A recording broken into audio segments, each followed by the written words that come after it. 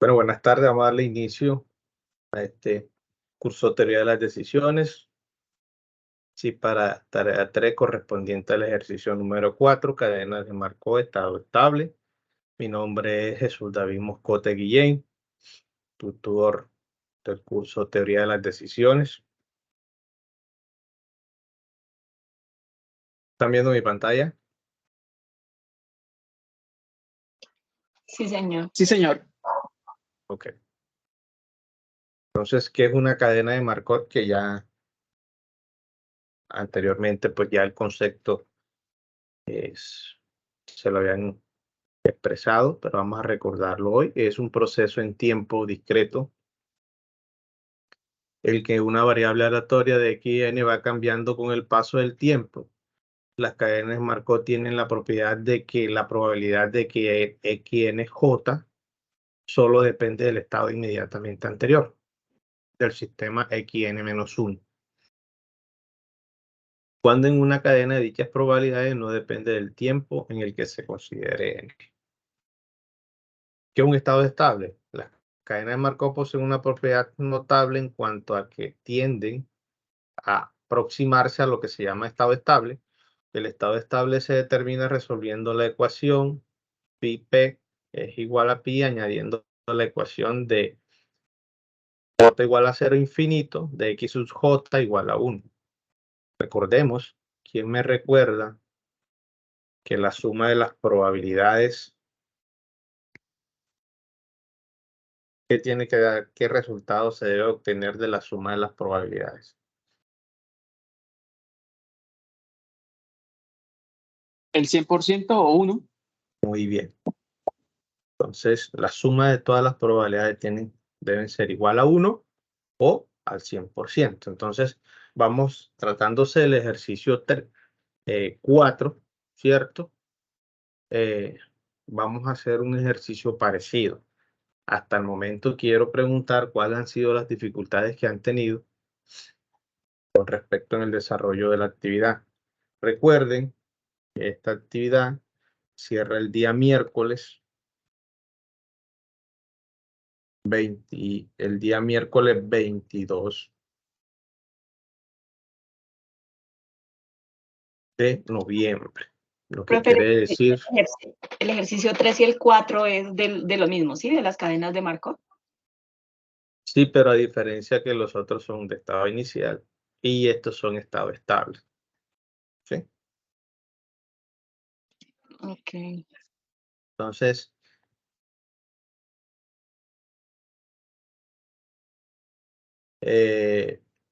con respecto, vamos a hacer un ejercicio parecido.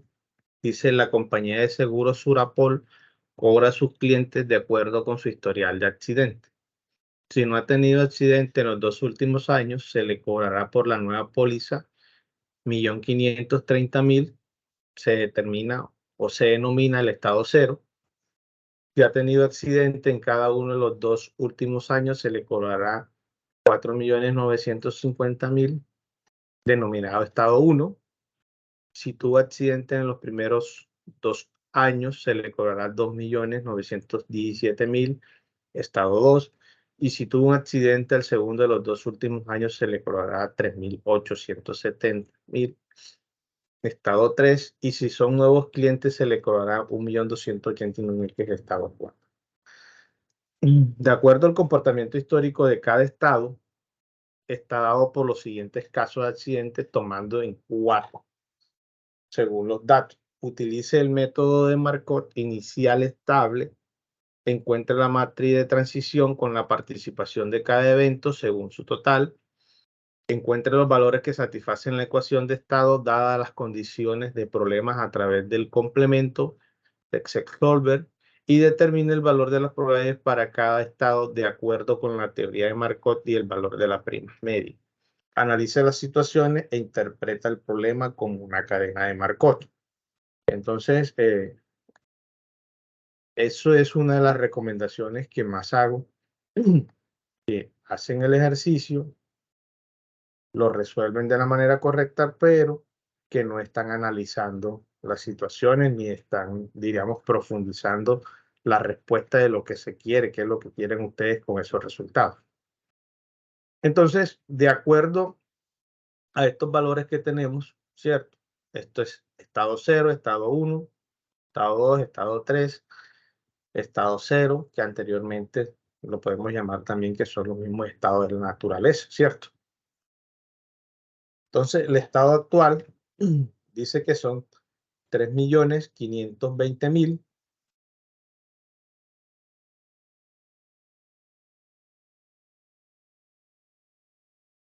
Estos son los valores. 2.589.000, 4.350.000 y así sucesivamente se le da un valor a cada estado. Eso se hace una sumatoria de cada uno de estos estados y nos da un valor de 15.961. Para sacar el valor, diríamos, en porcentaje, para crear esa matriz de transición, es dividir este valor por este valor. Un ejemplo, ¿cómo obtenemos 0.22? Estamos igual, 3.520 dividido entre este valor y ahí obtenemos el valor del estado E sub 0. Y así sucesivamente. Lo podemos hacer con el siguiente estado o necesariamente podemos colocarle aquí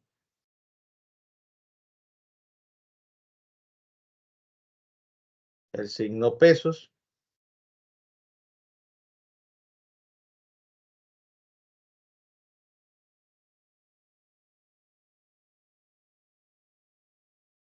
para que no se corra este valor y lo estiro hacia la derecha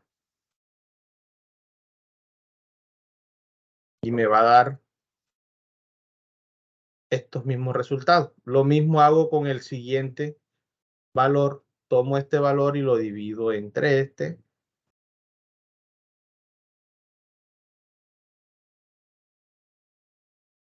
Shift igual.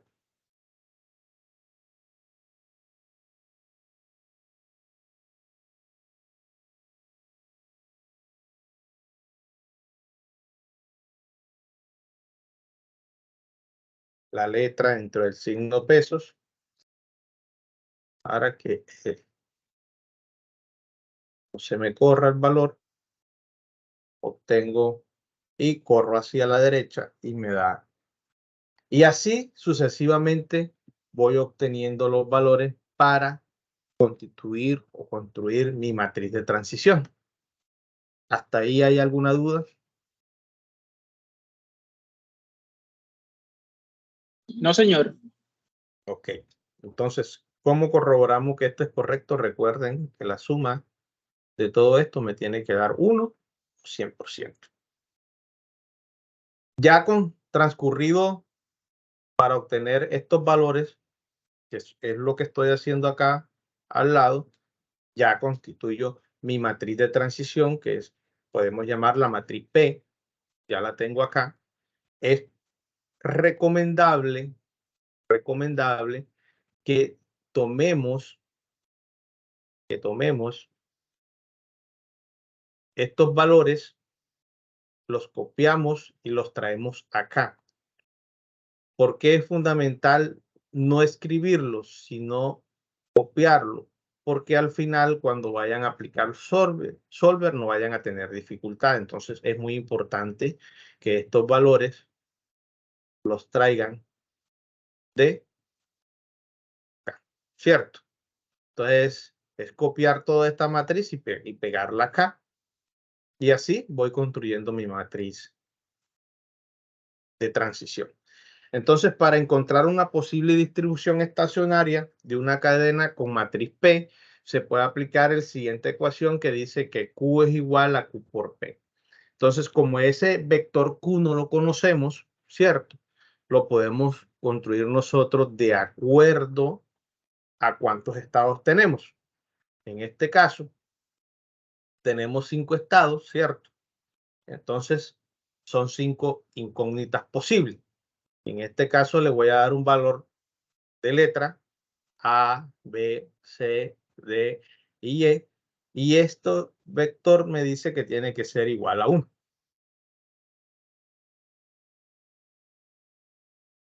¿Qué es lo que se hace acá en esta parte? Es multiplicar, ¿cierto?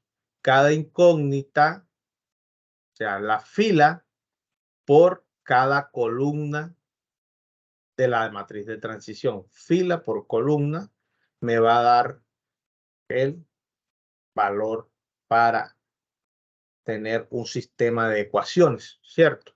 Entonces, ¿cómo se hace eso? Es multiplicar, ¿sí?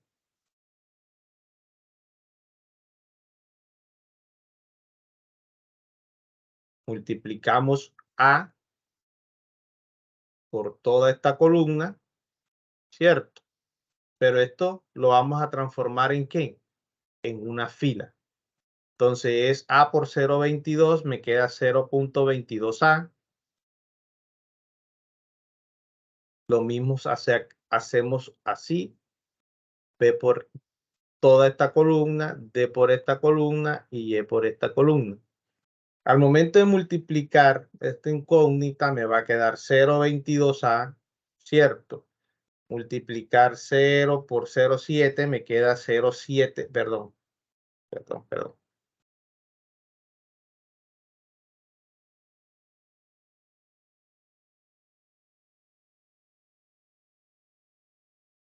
Multiplicamos el vector A por 0.22, B por 0.7, C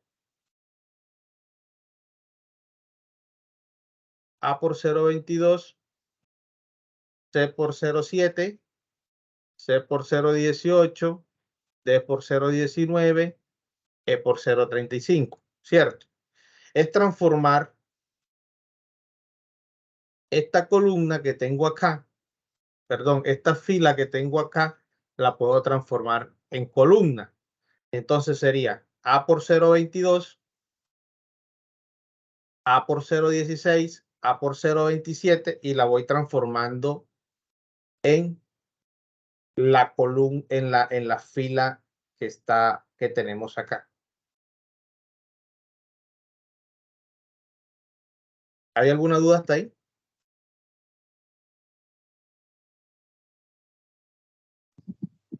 No, señor. Ok. No, señor. Entonces vuelvo y repito. Esta incógnita la multiplicamos por esta columna y la transformamos en esta fila, la transformamos en columna. A por 0.22 me da A 0.22, A por 0.16 me da 0.16, A por 0.27 tengo 0.27A, A por 0.22 tengo 0.22 y así sucesivamente. Después tomo B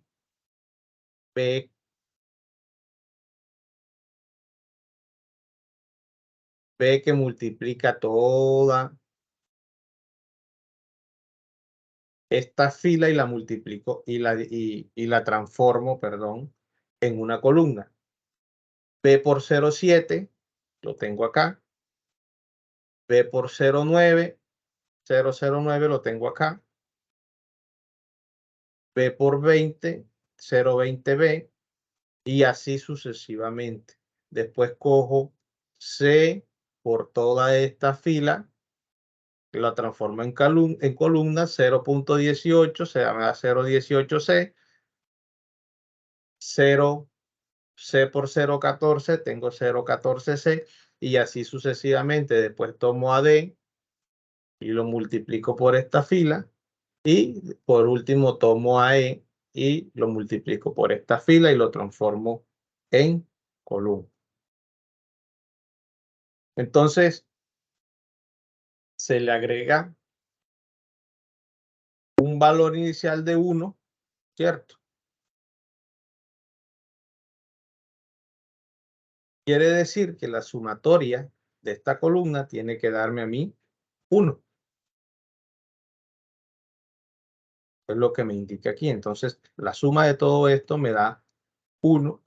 Y entonces, para despejar las ecuaciones, para que me queden en función de 0, o sea, igualarlas a 0, lo que debo hacer es pasar este valor para acá.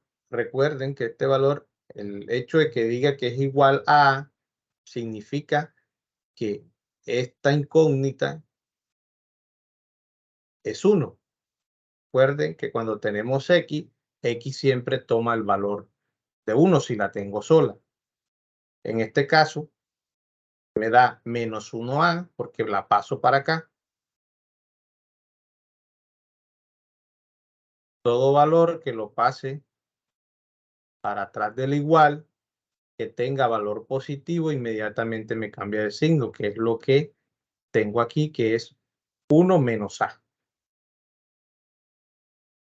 Paso esto para acá, me toma el valor negativo y me queda 1 menos b y igual a 0. Lo mismo hago con C, lo mismo hago con D y lo mismo hago con E. Y con 1, en este caso, me queda, lo único que va a variar es que le vamos a agregar que va a tener una columna donde toma el valor negativo.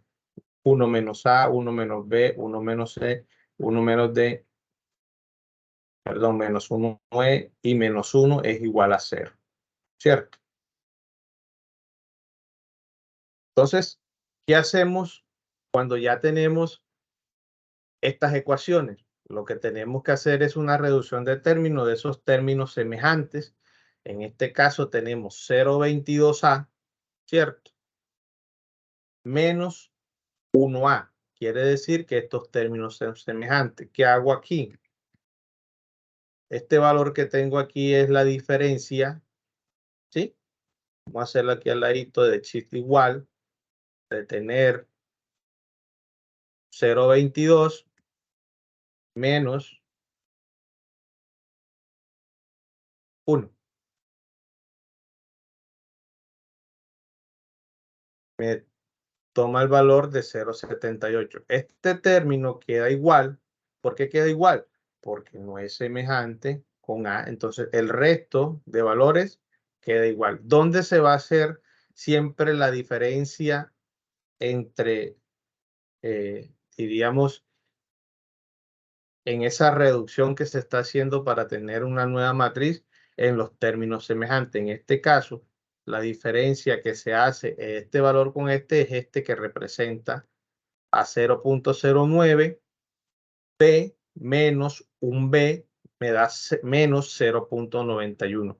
Recuerden que es muy importante hacerlo con las fórmulas de Excel para que le tome el valor negativo. No lo vayan a hacer de forma manual, de agregarle y decirle menos, escribir menos 0,91, porque quizás puedan tener problemas a resolver solo. Y así sucesivamente vamos realizando estos valores en la segunda fila, quedan igual, al igual que lo de la columna C, D y E. Toman igual. Aquí, ¿cuál valor varía? El que está en la columna C, ¿cierto? Porque se hace la diferencia entre este valor, con este valor. Y así sucesivamente vamos y ya tenemos una reducción de términos sumando valores con las mismas variables. ¿Sí? ¿Hasta ahí hay alguna duda?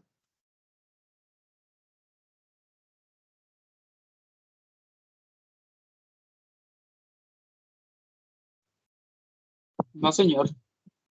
Ok, No, no, señor. ok. Entonces,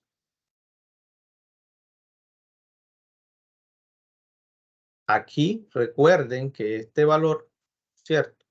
Queda menos 1 porque no tiene, diríamos, una variable en términos semejantes. Entonces, queda igual, queda menos 1. Ya tengo este valor recuerde lo que les dije anteriormente, que es coger este valor, copiarlo y pegarlo acá. Lo voy pegando valor por valor, ¿cierto? Lo pego acá. Miren, aquí me di que igual. Ahí 52 y voy pegando porque recuerden que hay valores que toman aquí a este lado a la derecha hay una cantidad de decimales y que a veces Excel lo aproxima, pero si le damos aquí, por ejemplo aquí, miren, ahí aparecen una cantidad de decimales. De acuerdo a eso, entonces estamos trabajando con 2 decimales, entonces lo que hace es aproximarlo, pero lo que quiere decir es que ahí el número exacto hay una cantidad de decimales para trabajar con eso. Vamos a quitar estos valores, ¿cierto? Entonces, ¿qué me dice el ejercicio? Encuentre la matriz de transición con la participación de cada evento según su total. Es esta matriz de transición que tenemos acá.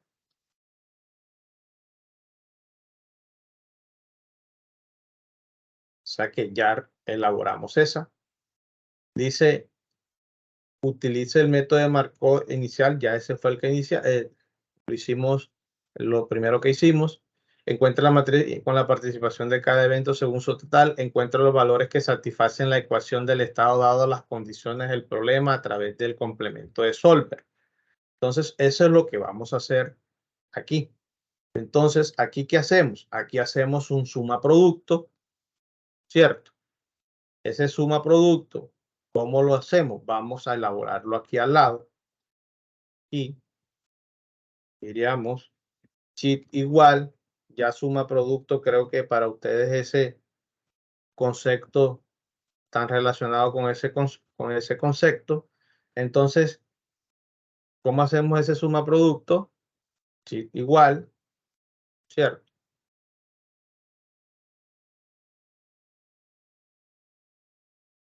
Este valor, punto y coma, por fila del valor que estamos esperando. Que les recomiendo que estos siempre estén dentro del signo pesos.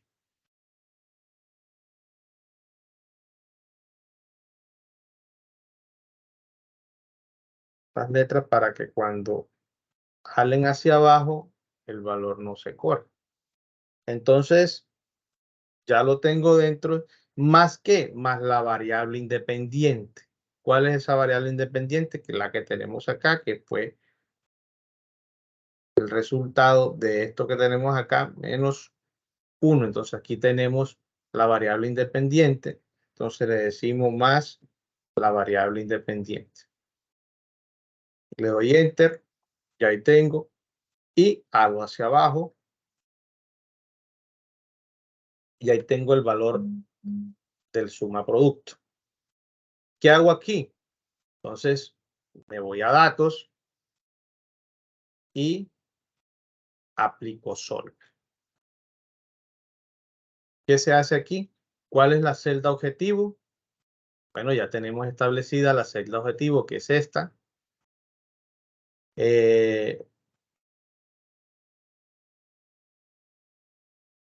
Cambiando las celdas de variable. ¿Cuáles son las celdas de variable?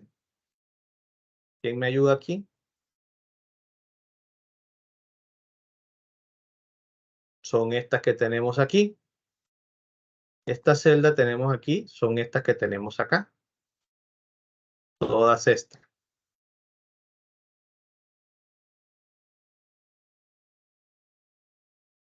A tomarlas nuevamente para que... Y me dice que tenemos que hacer una restricción. ¿Cuál es esa restricción?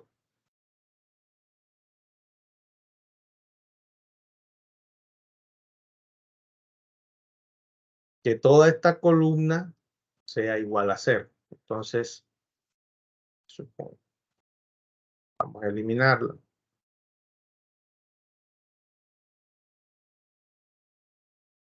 Agregamos.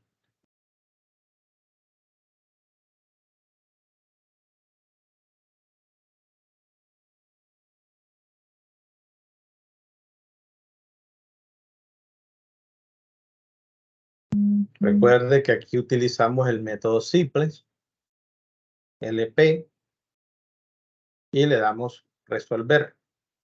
Me dice que Solver encontró una solución, se cumplen todas las restricciones y condiciones. Pues le voy a aceptar y ya obtengo lo que me estaban pidiendo. Entonces, ¿qué era lo que me estaban pidiendo de acuerdo a este ejercicio?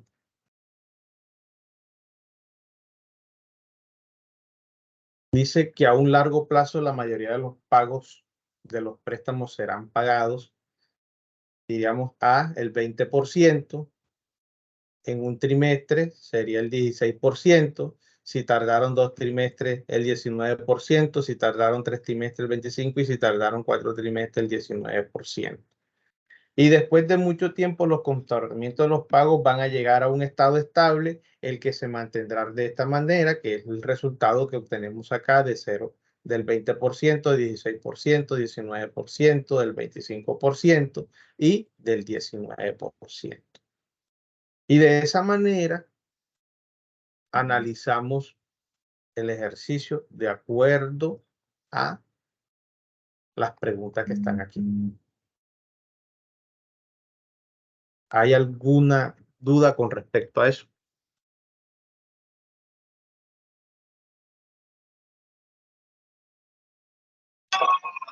No, señor.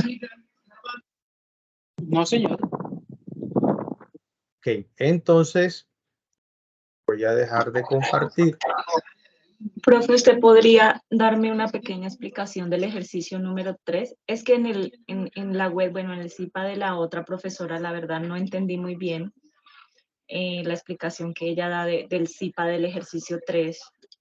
Listo, vamos a parar esto y nos quedamos y te doy una explicación con respecto a eso. ¿Te parece? Vale, muchas gracias. Ok, entonces vamos a dejar de grabar.